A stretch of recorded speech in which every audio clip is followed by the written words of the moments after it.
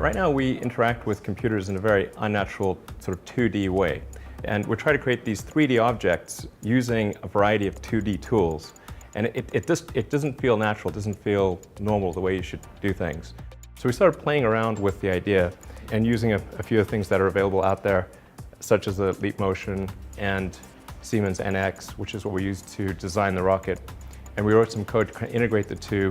And we started off with what you see here, which is a wireframe of the Merlin rocket engine. And what I can do is I can go and grab it, and I can rotate it in multiple dimensions. And then what I can do is I can put another hand in there, and I can zoom, or I can zoom in and out on the wireframe. And then I can also translate it.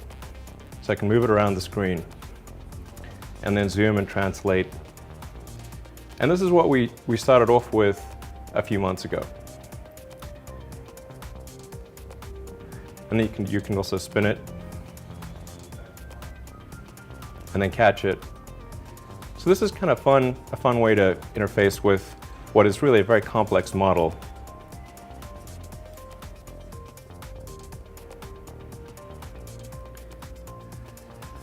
Now we'll go from this to what we're able to advance to a few weeks after the wireframe, which is to actually use a full 3D CAD model of the engine. So here what you're seeing is the actual interaction with the CAD software manipulating the real 3D model of the Merlin engine just using hand gestures.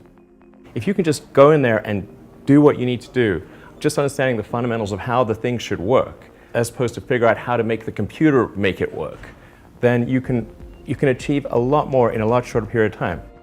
So then we went to a 3D projection. We started off with the kind of 3D projection that you're familiar with in the movies, where you use 3D glasses. We also did a freestanding glass projection, which is what the sort of technology that was used in the Iron Man movies. And then finally we used the Oculus Rift, which is immersive virtual reality that actually tracks your head position, and you really are moving around the object. It feels like it's right there in front of you. Now let's use this for an actual component on the rocket, which is a cryogenic valve housing.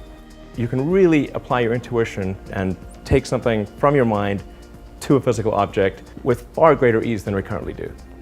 Now that we've gotten the object out of our head and into the computer, how do we get it out of the computer and into reality? So we're actually going to print this with a 3D laser metal printer. So the way that the 3D printer works is it lays down fine particles of either titanium or Inconel, and then it goes over it with a laser and melts those tiny particles onto the prior layer. So it builds it up like just layer by layer. So I believe we're on the verge of a major breakthrough in design and manufacturing, in being able to take the concept of something from your mind, translate that into a 3D object really intuitively on the computer, and then take that virtual 3D object and be able to make it real just by printing it. So it's going to revolutionize design and manufacturing in the 21st century.